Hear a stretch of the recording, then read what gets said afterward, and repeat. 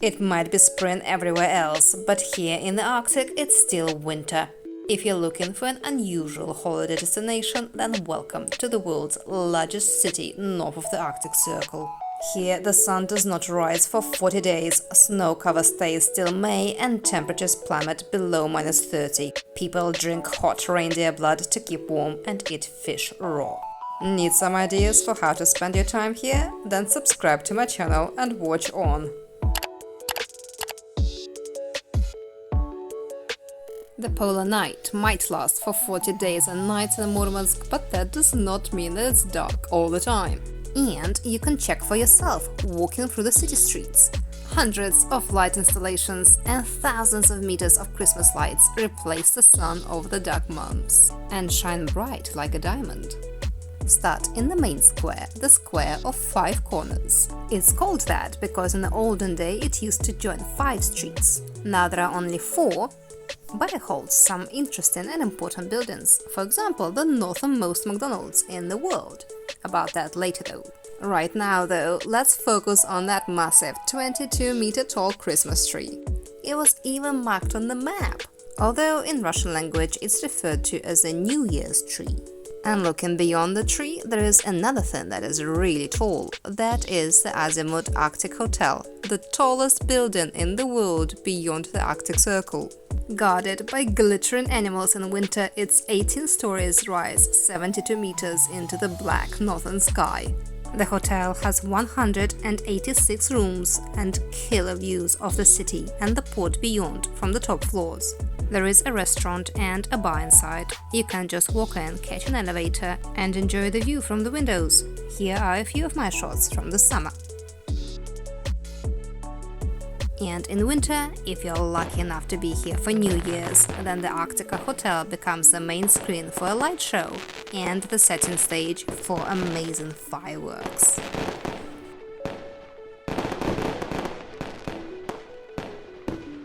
Also in the square, you'll find a big sign to live in the north. This has become the official hashtag of the whole of the Murmansk region, and you'll find it on all of the official souvenirs.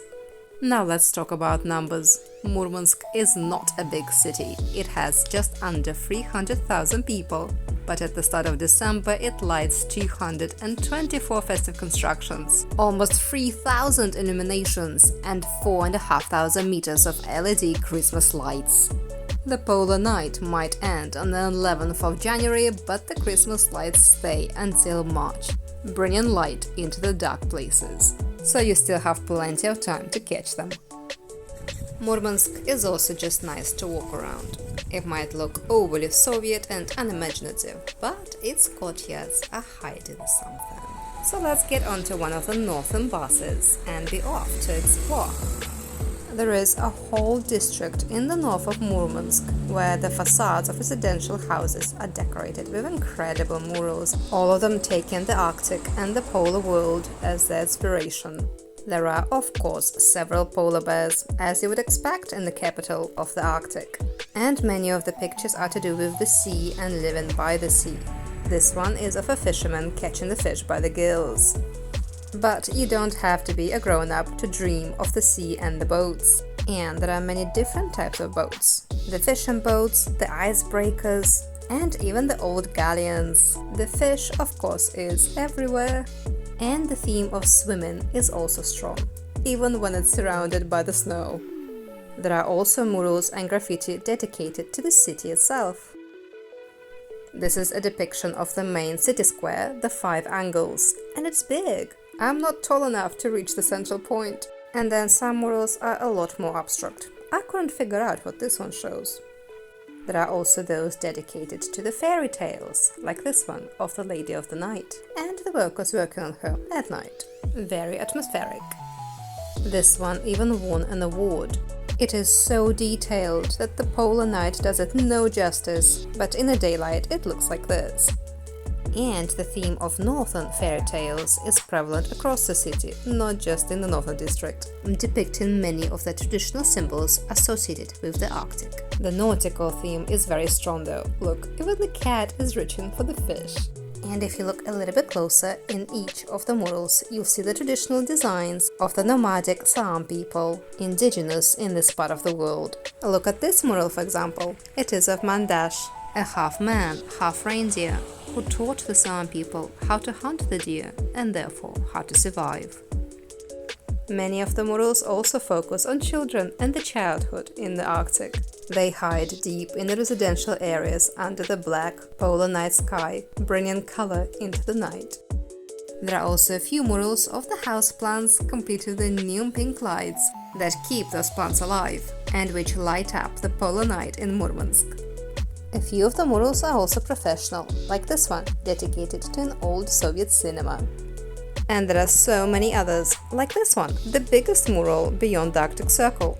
I didn't find it, but that's a good reason to come and visit Murmansk again. If you're looking for something to eat, then last year this place was a real attraction. This was the northernmost McDonald's in the world. As of today, that place belongs to Finland. But in 2021 it was Murmansk, and here's a whole plaque commemorating the fact. Keep on watching for a comparison what it's like today. So, let's take note. Order stands, the counter, here's the online menu, people taking their time to scroll through it and then decide to change their order completely. The queues were long. McDonald's has always been popular in Russia. Let's give it a try.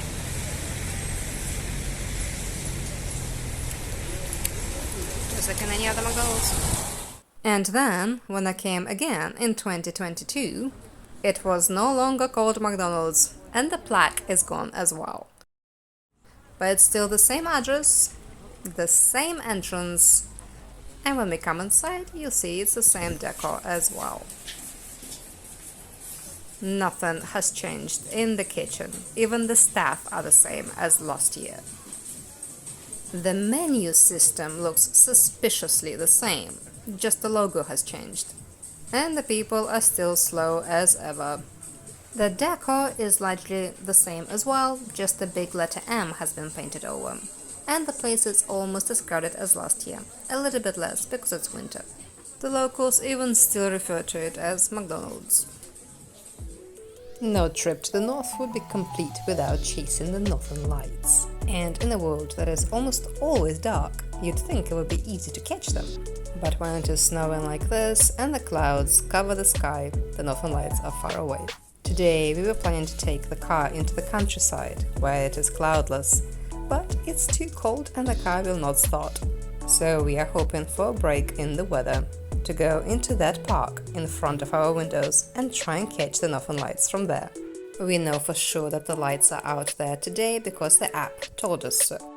But it is a big myth that you can see the northern lights with the naked eye when they're faint like this. You can only see them through your phone. So you literally spend the night walking around and taking pictures with long exposure, trying to find the green shining.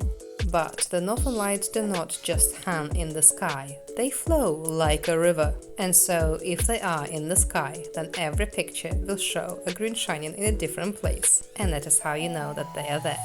We still had a bit of a cloud cover between us and them, but we did catch them after all, and it was magical. I can only imagine what it would be like in the countryside. I hope next time I'll see more. But the absolutely best thing you can do in the north is to get out into the nature and go wild. There are several tourist bases around Murmansk, but we've chosen this one, the Northern Lights, and it proved very popular. We found 2 Christmas parties here and several student groups. And for good reason, there's a lot to do here. You can conquer the snowfields on quad bikes, ride a banana on the snow instead of the sea, go on an Arctic safari on snow bikes, and so much more. Just check out their website. And there is plenty to do here in the summer as well. The prices are surprisingly affordable, and it's not so hard getting here. We got a taxi for 20 minutes in a car for 500 rubles. But come on, I'll show you the main attraction, the reason we are here. Какие плюшевые. And there are so many of them. Just when you thought you've seen them all, there are more. You can buy special food for 100 rubles to feed them, but you can't feed the puppies.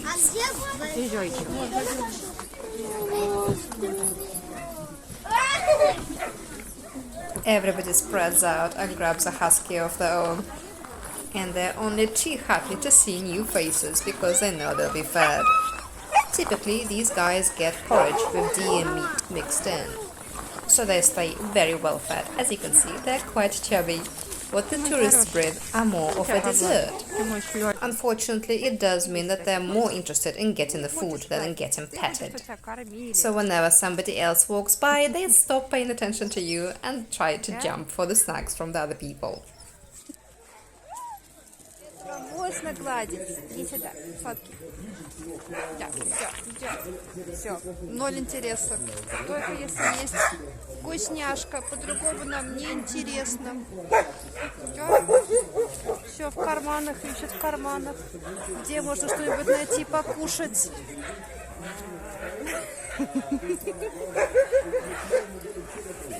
Обнимашки. А теперь опять искать карманы. Где же еда? The younger ones are also pretty shy. This one will take the food, but afterwards will not stay near me. Боишься? Ты чего боишься? And it's not just me, he's the same with the other people too. Собаки боятся людей. Они подбегают только съесть что-то и убегают. Людей не любят. But that proved to be a false impression, because after everybody left, he wouldn't leave me alone, treats or no treats. Наблюдаем за другими. Что мы там делаем? Он сидит со мной теперь. Можно его гладить, никуда не убегает. Тут такая шерсть. Ее даже нельзя раздвинуть. Он просто плюшевый, этот пес. Ты плюшевый. Очень дружелюбный. Вот этот вот. Все ушли, теперь он может быть дружелюбным. And it's not just the Huskies. The whole place is like a fairy tale. The little houses, the trees, the fairy lights, everything covered in snow, and the soft purple twilight of the polar night. It all adds to the wagging tails and the yapping of the four-legged friends to create an air of happiness and pure joy. It's impossible not to smile here. If you are traveling here in the middle of the winter, then the best time to come to a park like this is between 12 and 2 p.m, when there is at least a little bit of light, so that you can see this splendor and get the most for your money, especially if you're paying to ride in the sleigh. Ой, все, меня закрутили, не отпустят.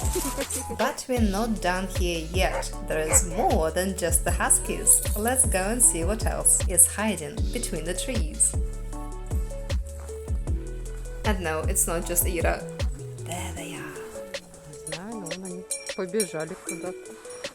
Now, if Huskies are clearly dogs, then the reindeer are cats. They are not so bothered about food. You have to catch them to feed them. They have a huge enclosure full of tall trees, very close to each other. Add to that deep snow and a whole bunch of other people. Any shadow moving between those trees is probably not a deer. Let's go and try to find them. Well, I quickly found where they ride the deer beyond the enclosure, and then, very suddenly... О, там мимо пробежали. Кого же эти бегут-то? Какие вы красивые.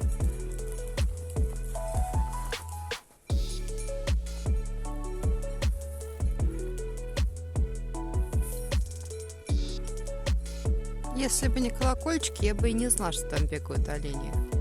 В снегу они бегают совершенно бесслышно, бесшумно.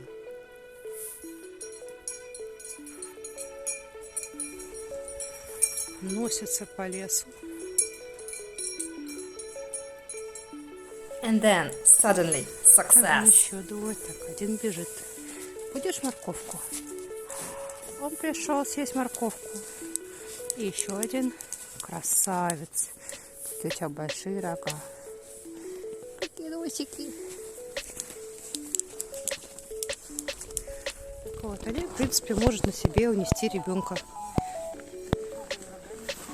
We spent over an hour in the woods and we didn't notice the time go past at all. It was definitely not enough, so we stopped by the puppies to say a last goodbye. Back in the reception area, there are dozens of exciting souvenirs that you can take home with you, including socks knitted from fur of the Huskies. You can get a thermos too, as well as local tea, jams and sauces made from wild berries picked in the area.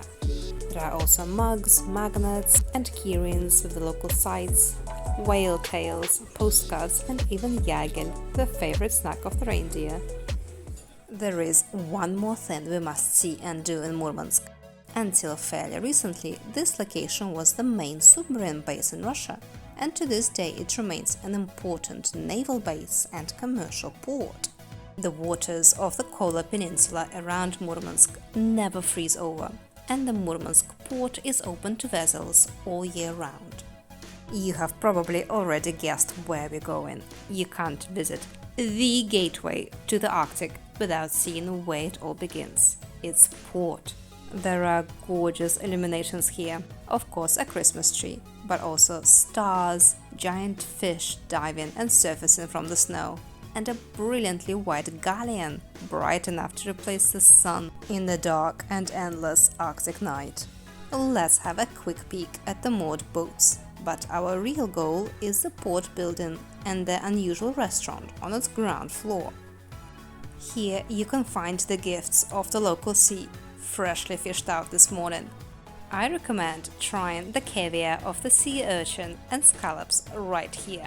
You can pick which ones you want, pay only 200 rubles a pop, that's about €2.50, and you'll get a whole excursion about how to pick, clean and serve fresh seafood while you're eating it. I have picked mine, so let's give it a try. Это морской еж. Здесь у него рот. Так. Сверху у него попа. Он кверху попы всю жизнь, бедняк, ему непросто. Мы аккуратно прокалываем в районе рта и выпускаем из него внутриполосную жидкость. На самом деле это просто морская вода с большим содержанием йода. Я правильно вас понял? Да. Вот. Мы аккуратненько надрезаем хитиновый панцирь и смотрим, а что же у нас внутри. А внутри у нас вот такая красота. Вот так вот выглядит рот ежика изнутри. Вот. И есть вероятность, что режиссер фильма «Хищник» перед тем, как утвердить образ главного героя, съел ежика и говорит: о, зашибись, вот таким будет. Ладно, если серьезно, это называется Аристотелев фонарь. И Аристотель первым описал внутреннюю структуру, пятиконечную симметрию морских звезд и морских ветрей. Ну, ее мы убираем, нам же не нужно есть то, что ежик уже ел, да? И система размножения, то есть икра как раз то, что нас интересует, самый ценный продукт. Япония является основным импортером икры морского ежа в мире. Порядка 90% всего, что добывается, уходит туда. Причем, тем она дороже, эта икра, чем меньше времени прошло с момента извлечения икры из живого ежа. То есть вот этот самый дорогой вариант икры, он по цене может доходить до $5000 за килограмм. Вот. Когда-нибудь так произойдет, но не знаю, кто-нибудь там. Оно двигается. Конечно. Конечно, они же живые. Очень интересно. Берете немножко икры, пожалуйста, ложечку. Кладете ее на язык и раскатываете языком по нему. Пропускаете через передние зубы, как будто бы положите вперед. И только после этого проглатываете. The chef then offers to try the caviar with lemon juice, soy sauce and other condiments to open and explore different tastes of the sea. After I finished eating the caviar, the sea urchin was completely empty, but the needles continued to move. That really creeped me out. But the next attraction is already here. Let's try scallops.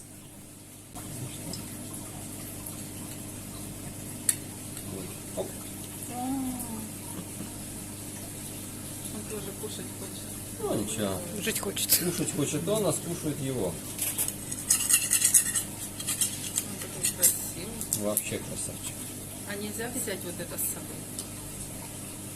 За отдельную плату. Да, можно, конечно, тоже сам. Смотрите, как мы определяем, что гребешок свежий. Надо уколоть мантию и она реагирует, сжимается.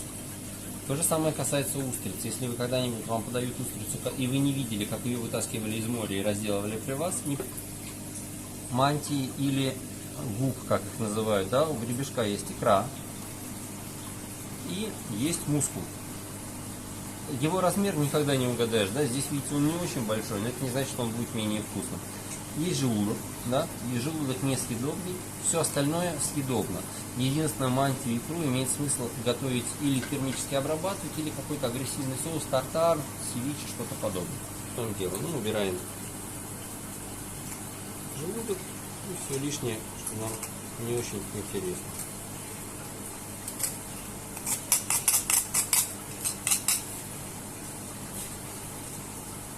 Икру тоже? Икру тоже, потому что она в сыром варианте она невкусная. Просто известный уже факт. Чем принципиально отличается этот гребешок от дальневосточного гребешка? Он чаще всего дальневосточный, это тот гребешок, который выращен в садках. Вот. Этот же дикий, он по цвету, видите, другой не отбеленный, да? And many other interesting facts. But to find them out, you have to go there yourself. Enjoy. And travel more is good for the soul.